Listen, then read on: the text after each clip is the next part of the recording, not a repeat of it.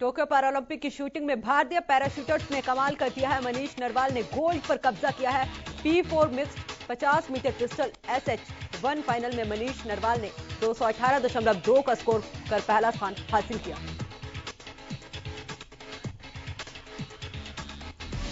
कथूरा गांव के रहने वाले मनीष नरवाल ने महज 19 साल की उम्र में इतिहास रच दिया है। मनीष नरवाल ने पहले 2 शॉट में 17.8 ही स्कोर किया था, लेकिन इसके बाद नरवाल ने शानदार वापसी की।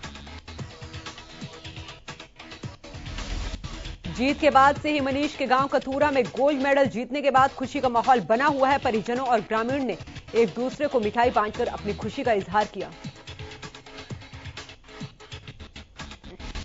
परिजनों ने कहा कि छोटी सी उम्र में मनीष ने देश का सम्मान गोल्ड मेडल जीतकर बढ़ाया है। उन्हें मनीष के गोल्ड मेडल जीतने पर बहुत खुशी है और मनीष के गांव लौटने पर उनका जोरदार स्वागत किया जाएगा। पीएम नरेंद्र मोदी ने मनीष को शूटिंग में गोल्ड जीतने पर बधाई दी है। ट्वीट में प्रधानमंत्री ने कहा कि उनका स्वर्ण पदक जीतना भारतीय खेलों के लिए एक विशेष क्षण है। उन्हें बधाई और भविष्य के लिए प्रयासों के लिए शुभकामनाएं। उधर सिंहराज ने भी भारत के लिए सिल्वर मेडल जीतने में कामयाब हुए हैं। इस पैरालंपिक में 39 साल के सिंहराज ने दूसरा मेडल हासिल किया है। इससे पहले उन्हें 10 मीटर एयर पिस्टल SH1 में कांस्य पदक मिला था।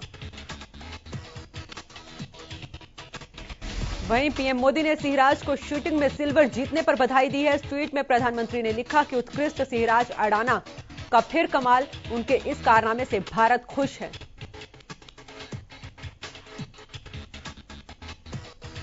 सीएम मनोहर लाल ने भी मनीष नरवाल और सिंहराज को जीत की बधाई दी है। उन्होंने ट्वीट कर लिखा है कि दोनों ने हरियाणा और देश का नाम विश्व पटल पर चमकाया है। टोक्यो पैरालंपिक में तीरंदाजी में हरविंदर सिंह ने शानदार प्रदर्शन करते हुए कांस्य पदक अपने नाम किया है। जीत के बाद से ही पूरे इलाके में खुशी की लहर है। हरविंदर सिंह के पिता बेटे की जीत पर भावुक हुए। कांस्य पदक जीतने पर इलाके में मिठाई खिलाकर और नाच गाकर जीत का जश्न मनाया जा रहा है। टोक्यो पैरालंपिक में भारत के लिए सिल्वर लाने वाले विजेता योगेश कथुनिया का बहादुरगढ़ पहुंचने पर जोरदार स्वागत किया गया। योगेश का कहना है कि अब वे अगले साल आयोजित हो रहे वर्ल्ड गेम्स में डिस्कस थ्रो के साथ शॉटपुट खेल में भी हिस्सा लेंगे। योगेश ने अपनी जीत का श्रेय अपने माता पिता और कोच को दिया है, तो वहीं योगेश कथुनिया को डीसी श्यामलाल पूनिया और पूर्व विधायक ने शुभकामनाएं दी। टोक्यो ओलंपिक में डंका बजाने वाले प्रदेश के लाल सुमित अंतिल का भव्य स्वागत किया गया। सुमित ने जैवलिन थ्रो में गोल्ड को अपने नाम किया, टोक्यो में देश का नाम रोशन किया। इस मौके पर सुमित ने कहा कि जिस स्वागत की उन्होंने उम्मीद की थी, उससे भी ज्यादा भव्य स्वागत उनका किया गया। सुमित ने अपनी जीत का श्रेय अपने माता पिता और अपने कोच को दिया। सुमित ने बताया कि घर की आर्थिक स्थिति ठीक न होने के बाद भी उनके परिवार ने पूरा सपोर्ट किया है और इसी सपोर्ट की वजह से वे देश को गोल्ड मेडल जिता पाए। खेल राज्य मंत्री संदीप सिंह ने बताया कि इस बार पिछले पैरालंपिक के मुकाबले 4 से बढ़कर 15 मेडल आए हैं। जब ट्रेनिंग चल रही थी तब मैंने खिलाड़ियों से मुलाकात भी की थी। संदीप सिंह ने कहा कि हरियाणा के खिलाड़ी पहले लठ गाड़ने में मशहूर थे, अब भाला गाड़ने में भी मशहूर हो गए।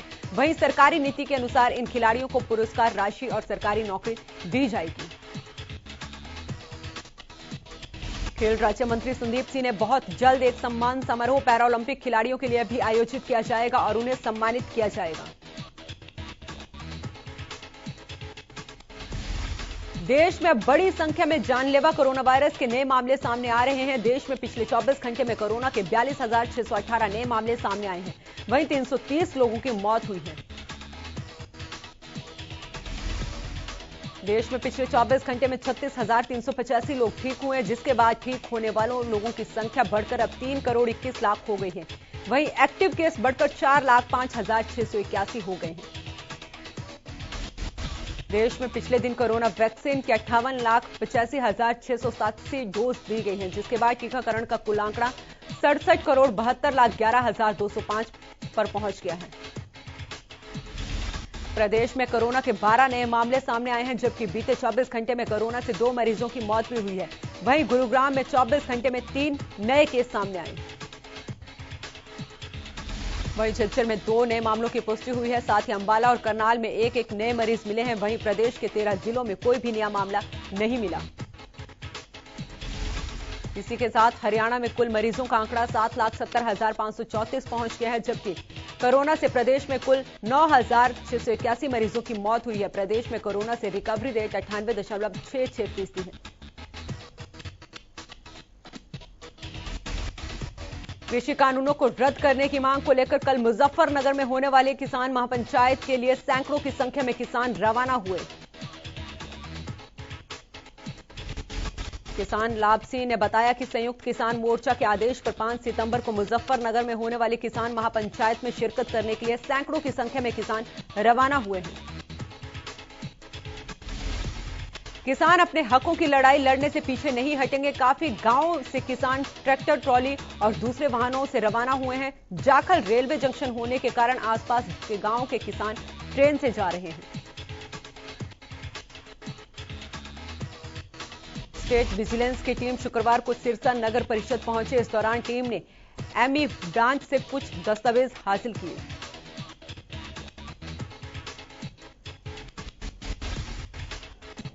स्टेट विजिलेंस की टीम चीफ सैनिटरी इंस्पेक्टर के रिश्वत लेते रंगे हाथों पकड़े जाने के मामले से जुड़े केस के सिलसिले में सिरसा आई थी। Chief sanitary inspector Sudhir Kumar को स्टेट विजिलेंस की टीम ने 5 जुलाई को रिश्वत लेते पकड़ा था। काम के बदले रिश्वत वसूली के इस मामले में विजिलेंस टीम सिरसा नगर परिषद पहुंची। सिरसा में पिछले काफी समय से बढ़ रही आपराधिक गतिविधियों पर नकेल कसने के लिए सिरसा पुलिस पूरी तरह से अलर्ट दिखाई दे रही है। शनिवार सुबह 5 बजे पुलिस के जवानों ने हाउसिंग बोर्ड में बने फ्लैट्स में कॉम्बिंग ऑपरेशन चलाया। सिरसा पुलिस के 4 टीमों ने दबिश दी।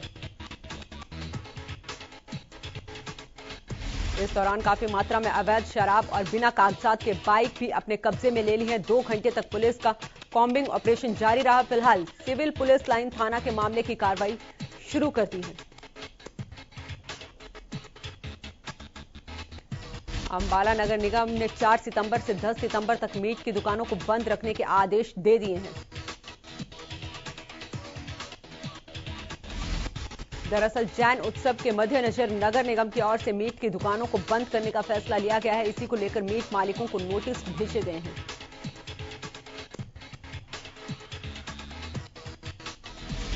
नगर निगम अधिकारी ने कहा कि हर साल अंबाला शहर में मीट की दुकानों को बंद रखने के आदेश दिए जाते हैं। फरीदाबाद के जमाई कॉलोनी वासियों को बड़ी राहत मिली है। दरअसल सुप्रीम कोर्ट ने जमाई कॉलोनी की अपील मंजूर कर ली है।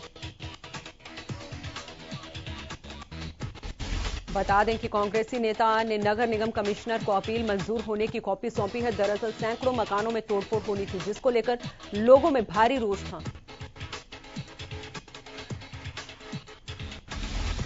फरीदाबाद की इंदिरा कॉलोनी में सीवर जाम की समस्या से परेशान लोगों के हंगामे के बाद नगर निगम के अधिकारी और स्थानीय पार्षद मौके पर पहुंचे और मौके पर ही समस्या का समाधान कराया गया।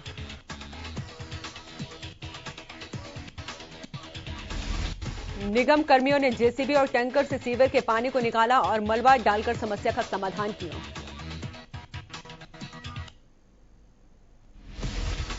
महिलाओं का कहना है कि सीवर का पानी पिछले कई महीने से उनके घरों में आ रहा है। हालात यह है कि पीने में भी कई बार पाइप में सीवर का पानी आता है। उन्होंने कहा कि चुनाव के समय यहां लोग वोट मांगने आ जाते हैं, लेकिन समस्या का समाधान कोई नहीं करवाता।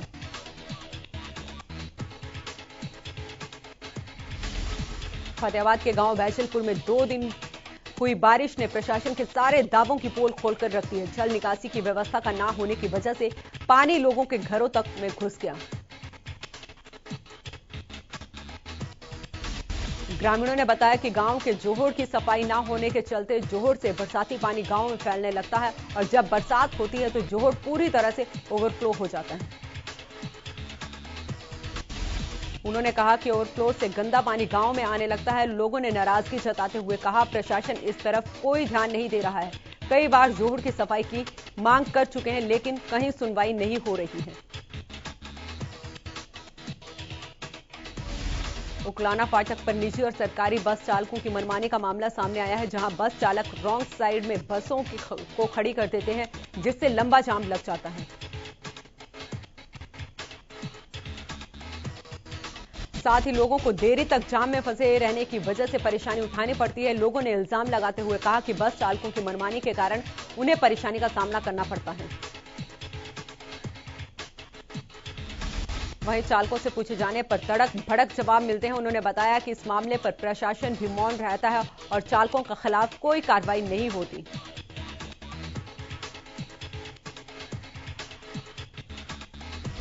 फतेहाबाद में बीते दिनों पब्लिक हेल्थ विभाग के बेलदार पर हुए हमले के मामले में आरोपी एसटीओ आशीष गर्ग और विभाग के एक रिटायर्ड कर्मचारी को गिरफ्तार कर लिया गया है। दोनों को फतेहाबाद से ही गिरफ्तार किया गया है। बता दें कि इस मामले में जो केस दर्ज हुआ था उसमें रिटायर्ड कर्मचारी का नाम नहीं था, लेकिन अब गिरफ्तारी के बाद पता चला है कि बेलदार की सारी रेकी उसने ही करवाई थी। वहीं आरोपियों ने पुलिस को बताया कि सिरसा के किसी व्यक्ति से 2 लाख रुपए में कॉन्ट्रैक्ट हुआ था, जिसके भेजे गए 4 युवकों ने हमला किया था। गौरतलब है कि बेलदार विनोद पर 20 अगस्त को भाटिया कॉलोनी के पास बाइक सवार युवकों ने हमला कर दिया था, जिसमें वो बुरी तरह से घायल हो गया था।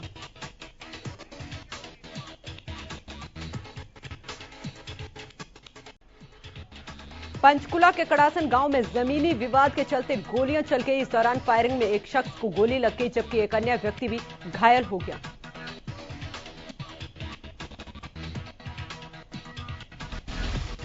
दोनों लोगों को इलाज के लिए पंचकुला के नागरिक अस्पताल में भर्ती कराया गया है। फिलहाल पुलिस मामले की जांच में जुट गई है।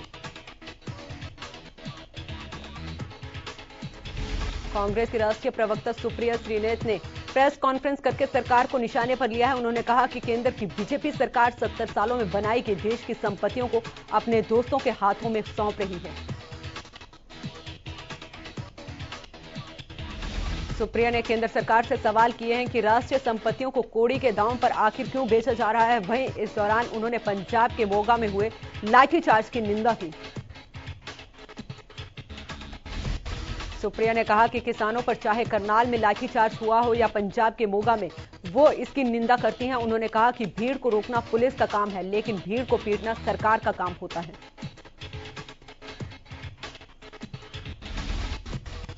इनेलो सुप्रीमो ओपी चौटाला ने कैथल में पार्टी के कार्यकर्ता मिलन समारोह में शिरकत की। ओपी चौटाला ने कार्यकर्ताओं को 25 सितंबर को चौधरी देवीलाल जयंती पर जींद में होने वाली रैली के लिए निमंत्रण दिया।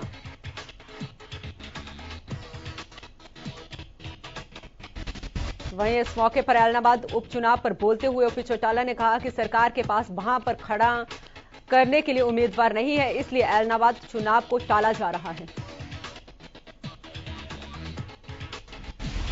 ओपी चौटाला ने कहा कि ऐलनाबाद उपचुनाव में इनेलो प्रत्याशी भारी मतों से विजय होगा और बाकी प्रत्याशियों की जमानत जब्त हो जाएगी।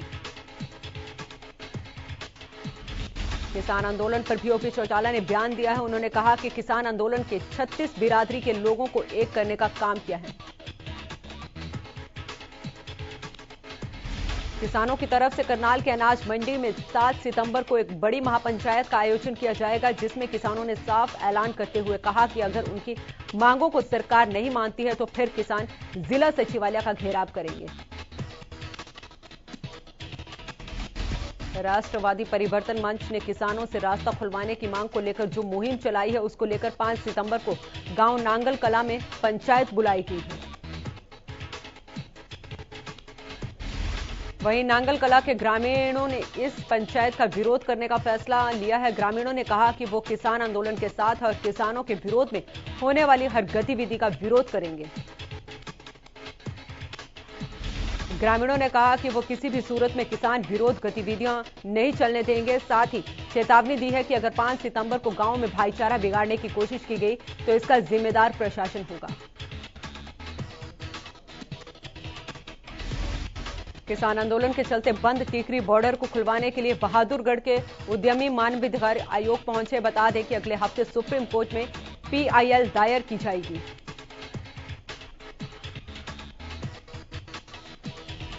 दरअसल दिल्ली रोहतक नेशनल हाईवे बंद होने की वजह से बहादुरगढ़ के व्यवसायियों को भारी नुकसान हो रहा है। Chamber of commerce and industries के वरिष्ठ उपाध्यक्ष की ओर से मानवाधिकार आयोग में शिकायत दर्ज करवाई गई है। नरेंद्र शिकारा का कहना है कि दिल्ली से आवागमन बंद होने की वजह से ना तो फैक्ट्रियों में कर्मचारी आ जा रहे हैं और ना ही फैक्ट्रियों में तैयार और कच्चे माल की ढुलाई हो पा रही है।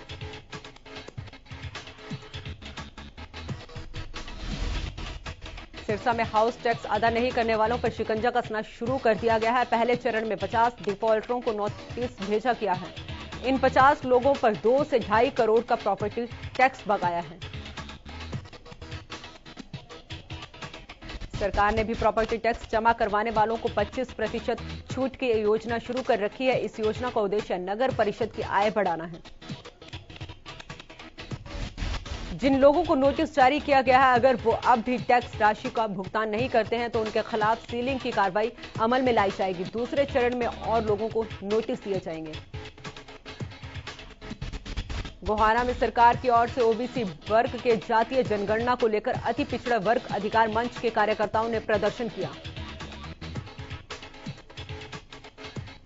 पिछड़ा वर्ग के अध्यक्ष ने आह्वान करते हुए कहा, सरकार पूंजीपतियों को सब कुछ देकर दलित और पिछड़ा वर्ग के आरक्षण को खत्म करना चाहती है। इसके साथ ही अति पिछड़ा अधिकार मंच के सदस्य सत्यनारायण पंचाल ने भी इस मसले पर अपना नजरिया पेश किया। रादौर के छोटा बांस के सरकारी स्कूल में शिक्षा विभाग की ओर से सरकारी स्कूलों में पहली से 8वीं तक के बच्चों को दी जाने वाली मुफ्त किताबें अभी तक स्कूलों में नहीं पहुंची हैं। वहीं बच्चों के खाते में किताबें खरीदने के लिए राशि भी नहीं डाली गई है। अब ऐसे में बच्चों को पिछली कक्षा के विद्यार्थियों से किताबें मांगकर पढ़ने के लिए मजबूर होना पड़ रहा है। ऐसे में स्कूल प्रशासन की तरफ से विभाग और सरकार से मांग की गई है कि बच्चों के खाते में जल्द से जल्द राशि भेजी जाए ताकि बच्चे किताबें खरीदकर अपनी पढ़ाई सही तरीके से कर सकें। गोहाना में बेहतर सफाई व्यवस्था को लेकर क्लीन सिस्टम ऐप की शुरुआत हुई है। गोहाना पहुंचे डीएमसी धर्मेंद्र कुमार ने क्लीन सिस्टम गोहाना ऐप का शुभारंभ किया। इसके लिए शहर में बारकोड सिस्टम भी लागू हुआ।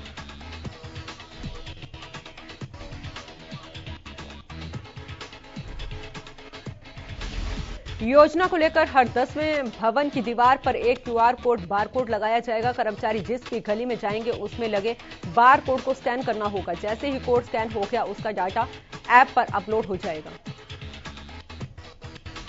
इस आंकड़े से अधिकारियों को पता चल जाएगा कि किस गली में सफाई कर्मचारी गया है या नहीं। एजेंसी द्वारा 80% से ज्यादा बारकोड स्कैन करने के बाद ही बिल का भुगतान होगा। वहीं एजेंसी की ओर से 80% से कम बार कोड को स्कैन करेगा तो उसके काम का भुगतान नहीं किया जाएगा। डीएमसी ने कहा कि लोगों को बेहतर सेवा देने के लिए नई व्यवस्था लागू की गई है। पलवल में महिला ने एक शख्स पर दुष्कर्म का आरोप लगाया है। महिला का आरोप है कि शख्स उसे शादी का झांसा देकर 1 साल से अपना शिकार बना रहा था। महिला लगातार उससे शादी के लिए कह रही थी, लेकिन आखिर में आकर उसने शादी से इनकार कर दिया। पीड़ित ने बताया कि उसके साथ आरोपी ने मारपीट भी की है, जिसके बाद पीड़िता ने पुलिस को मामले की सूचना दी। पुलिस ने पीड़िता की शिकायत पर नामजद आरोपी के खिलाफ मामला दर्ज कर आरोपी की तलाश शुरू कर दी है। अंबाला और करनाल के स्वास्थ्य विभाग की टीमों ने संयुक्त रूप से कार्रवाई करते हुए अंबाला के साहा में छापेमारी कर भ्रूण लिंग जांच करने वाले गिरोह के 2 सदस्यों को गिरफ्तार किया है। विभाग को मिल रही शिकायतों पर कार्रवाई करते हुए स्वास्थ्य विभाग ने यह छापेमारी की है और 2 आरोपियों को पकड़ने में कामयाबी हासिल की है, जिसके बाद पकड़े गए लोगों को आगामी कार्रवाई के लिए पुलिस के हवाले कर दिया गया। झज्जर पुलिस ने 2 बड़े मर्डर केस को सुलझाने में कामयाबी हासिल की है। बता दें कि पुलिस काफी दिनों से आरोपियों पर नजर रखे हुए थी और मौका मिलते ही पुलिस ने आरोपियों को गिरफ्तार कर लिया है।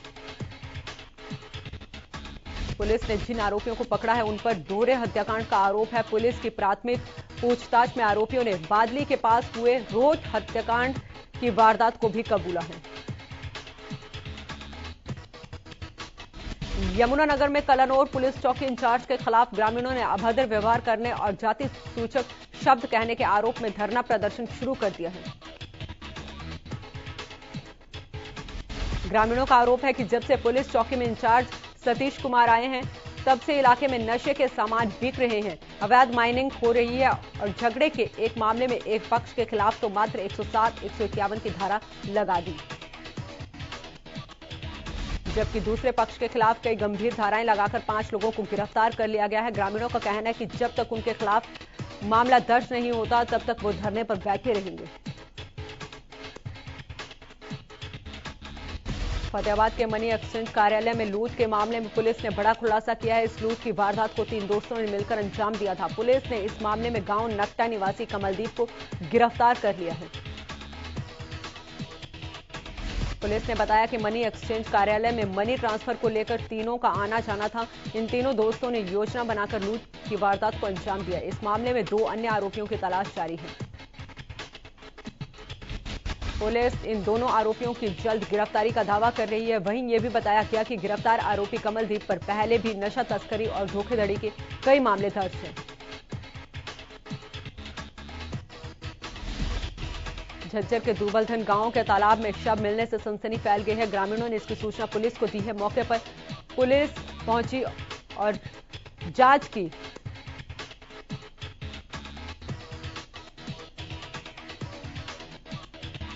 जांच अधिकारी के मुताबिक मृतक शराब का आदी था और शराब के नशे में ही वो तालाब में गिर गया था, जिससे डूबने से मौत हो गई। रेल का सफर करने वाले यात्रियों के लिए रेलवे की तरफ से अच्छी खबर है। रेल विभाग ने दैनिक यात्रियों को फिर से सुविधा देने के लिए डेली पैसेंजर पास बनाने की घोषणा की है।